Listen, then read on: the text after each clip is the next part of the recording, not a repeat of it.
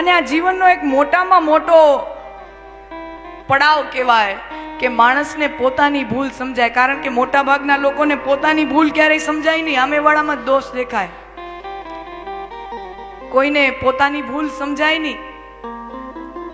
મને હમણાં જ કાલે જ અહીંયાથી જાતી હતી, મને એક હાથમાં કોઈએ ચિઠ્ઠી પકડાવી,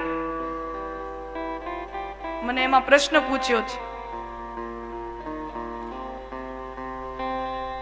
મને એમાં લખ્યું છે કે દીદી, અમે ઘણી બધી કથાઓ સાંભળી છે, પણ અમે હતા એવા ને એવા, અમારામાં કઈ ફેર આવતો નથી.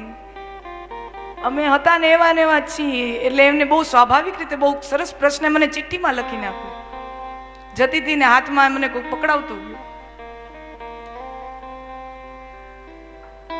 તો અમારે શું ન સાંભળવી જોઈએ કથા? કારણ કે અમારા દુરાચાર ઘટતા તો છે નહીં, આટલી બધી કથાઓ સાંભળી.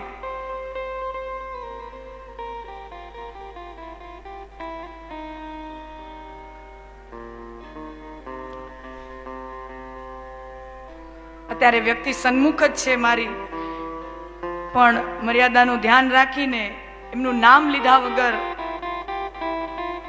ચર્ચા કરીએ.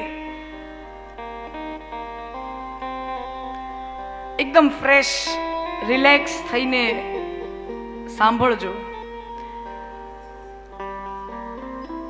અપી ચેતસુ દુરાચારો ભજતે મામ અન્ય ભાગ સાધુ રેવસ મંતવ્ય. ભગવાન કહે છે ગીતામાં, કૃષ્ણ ભગવાનના શબ્દો છે કે દુરાચારીમાં દુરાચારી માણસ પણ જો અનન્ય ભાવથી મારું ભજન કરે, અનન્ય ભાવથી મારા શરણે આવે તો એ સાધુ સમાન જ છે. અર્જુન,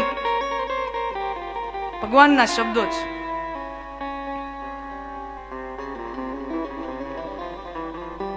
તો એનો મતલબ એવો નથી કે દુરાચાર કરવાની, પાપ કરવાની છૂટ મળી ગઈ છે, એનો મતલબ એવો નથી. પણ આ તો ગજબનું સ્ટેટમેન્ટ થઈ ગયું ગીતામાં. એકદમ કોન્ટ્રોવર્શિયલ સ્ટેટમેન્ટ કહેવાય આ તો, કે દુરાચારીમાં દુરાચારી, પાપીમાં પાપી માણસ પણ અનન્ય ભાવથી મારા શરણે આવે તો એ સાધુ સમાન જ છે. તો આને સમજવું કેવી રીતે? એનો મતલબ શું આપણને છૂટ મળી ગઈ છે દુરાચાર કરવાની, પાપ કરવાની?